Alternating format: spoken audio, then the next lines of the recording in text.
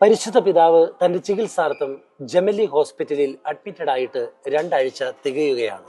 ഇന്ന് രാവിലത്തെ ശ്വസന ഫിസിയോതെറാപ്പിക്ക് ശേഷം പരിശുദ്ധ പിതാവ് അല്പം വിശ്രമിക്കുകയും അതിനുശേഷം തന്റെ സ്വകാര്യ ചാപ്പലിൽ പോയി പ്രാർത്ഥിക്കുകയും വിശുദ്ധ കുർബാന സ്വീകരിക്കുകയും ചെയ്തു. ഉച്ച കഴിഞ്ഞ് ബ്രോങ്കോസ്പാസത്തെ തുടർന്ന് പരിശുദ്ധ പിതാവിന് ശ്വാസ തടസ്സം നേരിടുകയും അതേ തുടർന്ന് ഛർദ്ദൽ അനുഭവപ്പെടുകയും ചെയ്തിരുന്നു. അതിനുശേഷം പരിശുദ്ധ പിതാവിന്റെ ഓക്സിജൻ നില വഷളാവുകയും പരിശുദ്ധ പിതാവിന് പെട്ടെന്ന് തന്നെ നോൺ ഇൻവേഴ്സീവ് മെക്കാനിക്കൽ വെന്റിലേഷൻ കൊടുക്കേണ്ടതായിട്ട് വരികയും ചെയ്തു. പരിശുദ്ധ പിതാവ് ചികിത്സയോട് സഹകരിച്ച് മുന്നോട്ട് പോകുന്നത് കൊണ്ട് തന്നെ പരിശുദ്ധ പിതാവിന്റെ ആരോഗ്യനില പുരോഗമിച്ചുകൊണ്ടിരിക്കുകയാണ്. അതോടൊപ്പം തന്നെ അദ്ദേഹം ബോധാവസ്ഥയിൽ തന്നെയാണ് തുടരുന്നത്.